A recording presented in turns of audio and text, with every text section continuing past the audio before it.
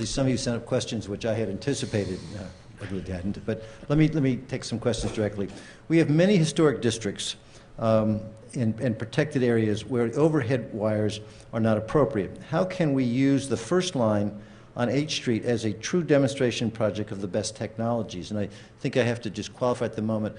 We have 3 cars that have been purchased already, the Skoda cars, but there will be additional cars that will need to be purchased for that line to go up. At least that's in the present plan. So there is, if you like, an opportunity to change what we have here, at least in an order at the present time. The Skoda cars were purchased 3 years ago or 4 years ago, so do not have the technologies you're talking about. So the question is, in terms of we're about to move, assuming we contract out in the near term, what could we do, at least I would read this question, to sort of help us get us close to this holy grail? Greg, did you want to? We've done rail systems, electric rail systems, through several national historic districts in a number of different cities. And our criteria usually deals with the whole envelope, not just what's overhead. But as far as the electrification system, there's some principles. Don't go around the corner. Don't make turns, number one. Do not use a catenary. Travel at speeds so that you have some flexibility in terms of the drape on the span wire, on the trolley wire, which has some impact on wear on the pantograph and so on, which means that usually they are supported every 100 or 125 feet, which means that then we look for 2 means of support. We either support a span wire off of light standards that would already be there, and there are a number of historic standards that were designed during the trolley era that in fact can do that, or attach span wires to buildings. And that usually is far less difficult than people would imagine, talking to a number of private property owners and making buildings secure, although in historic buildings that can be a challenge, but that also can be overcome. At the same time, develop a paving surface that is really appropriate for that historic district, not something that contrasts and is conspicuous. I mean, in some we've used Belgian cobbles where the streets were originally Belgian cobbles, and we've used the ones that were there before. And make sure that even though you may expect more patronage, that your sidewalks are of the width that are appropriate for that historic district. In other words, you pay attention to the entire envelope. The consequence is that they tend to fit. So you're suggesting the envelope. But the question in terms of technology, in terms of the cars, anybody want to kind of venture?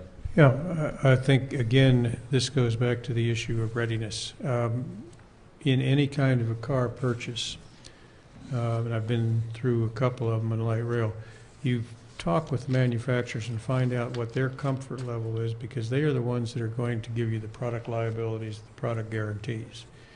And you find out what their comfort level is and what they're willing to do. And what we've suggested here in our summary is kind of taking that into account.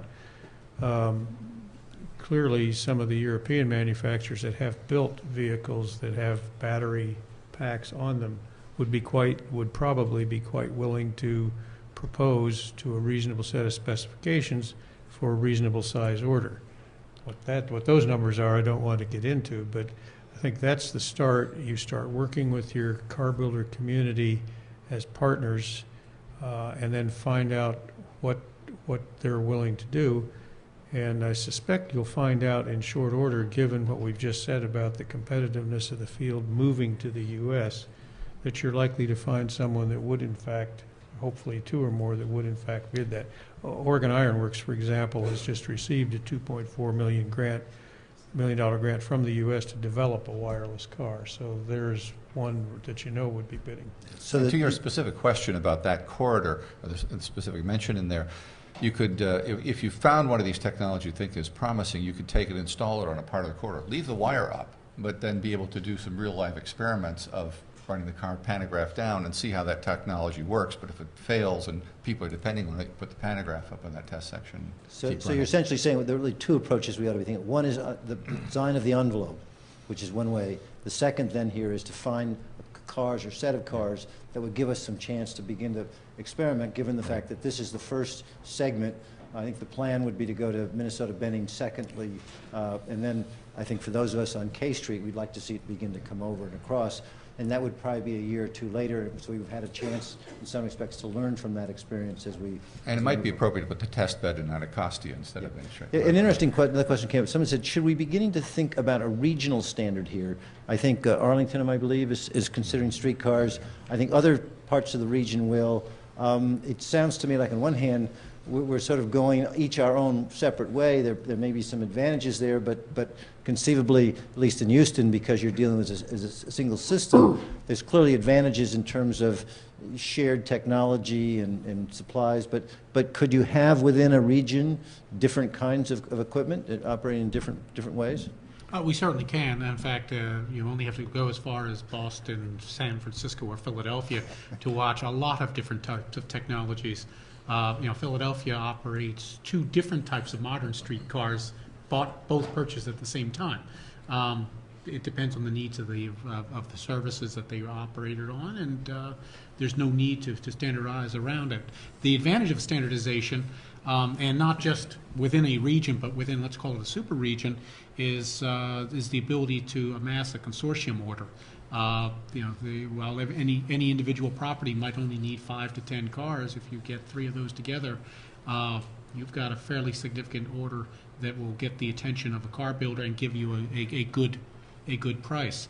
In fact, indeed, you've already accomplished that here. The three cars that you've purchased were a portion of, I believe, the Seattle and the Oregon add-on Oregon in order in the initial cars for the South Lake Union and Seattle. So, in the context of coast to coast, there was a better price by 3 agencies buying together. Yeah. The disadvantage of that often is, because I've been involved with a lot of attempts at coalitions, is getting everybody to be ready to go at the same time with the order books. But it's not an insurmountable issue.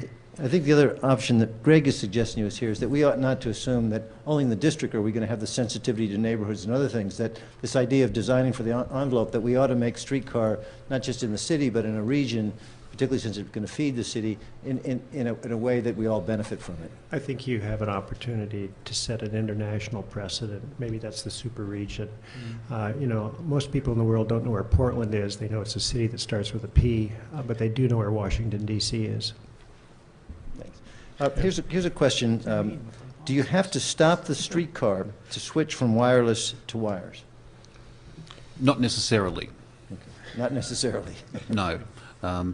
Commonly, it is done that way, but technically it can be done at a reduced speed. Just change from one mode to the other. Jim knows what I'm going to say, so I can't resist it. There was a high-speed line which was effectively light rail or trolley running between Chicago and Milwaukee for many, many decades. It stopped in the 50s, and they changed. 63, thank you, sir. 63, yeah. The North Shore line changed at about 90 miles an hour, with the conductor hanging out the back trying to find the pole while it was operating on third rail, and then and hopefully before the third rail ran out. At But night in they a didn't, snowstorm. They didn't, and in some lake effect snowstorms. Yes. So yes, it can be. It probably goes to Tom's earlier point too about Plan B and being sure of what you can do. It's an operating issue. I would say that would be one of the things I would like to suggest you put on the car builder and say, see if you can do it, and because your backup is always you can stop.